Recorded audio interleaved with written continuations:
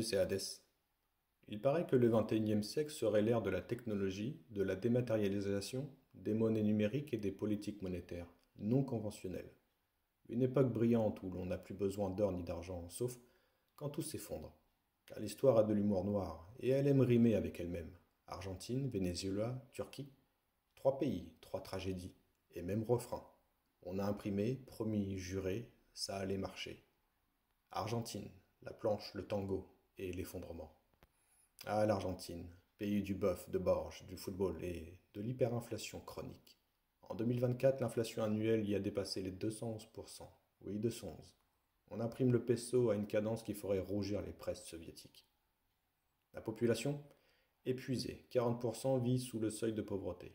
Les salaires sont ajustés tous les mois, parfois toutes les semaines, comme dans l'Allemagne de 1923. Et les gens? Ils fuient le peso comme on fuit une boîte de raviolis radioactive. Le dollar règne, il est roi, même s'il est techniquement illégal. On le garde sous le matelas, et l'or, étonnamment absent du débat public, mais très présent dans les tiroirs des classes moyennes supérieures. Quant à l'argent métal, les pièces circulent sur des marchés parallèles, mais restent chères car importées. Venezuela. Le bolivar est mort, vive la brouette.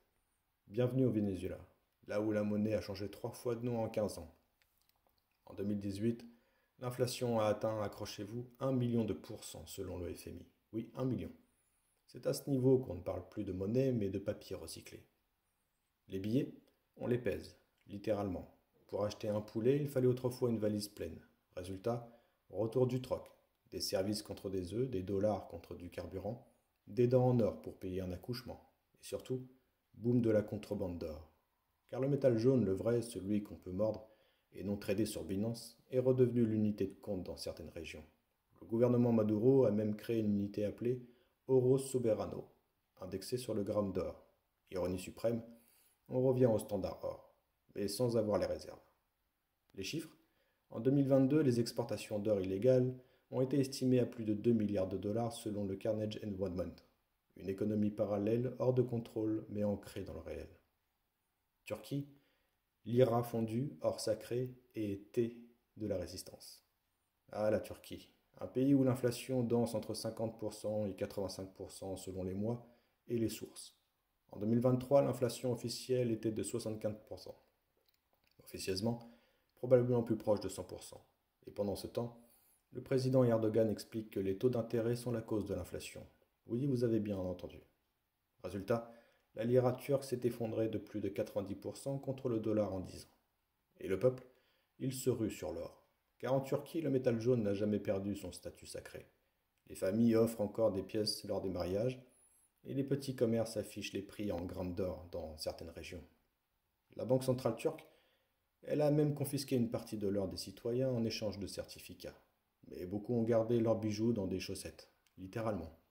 En 2023, les importations d'or ont explosé à plus de 300 tonnes selon le World Gold Council. Une fuite vers le tangible, le réel, l'indestructible. Ce que ces crises nous disent, et que personne ne veut entendre, chaque fois que le papier brûle, le métal refait surface. Chaque fois que l'État imprime qu'il ne peut garantir, les gens se réfugient dans l'or, dans l'argent, dans le réel. Mais cela dérange, car l'or ne ment pas, l'or ne peut pas être imprimé. Il révèle la faillite, il accuse, il pèse. Alors on le taxe, on le réglemente, on interdit parfois, mais il reste là, silencieux, solide, comme une gifle à la face des apprentis sorciers monétaires. En conclusion, l'histoire ne bégaye pas, elle grince. De la Chine des yuan à l'Argentine de Milei, du Venezuela de Chavez au dollar clandestin d'Istanbul, une constante.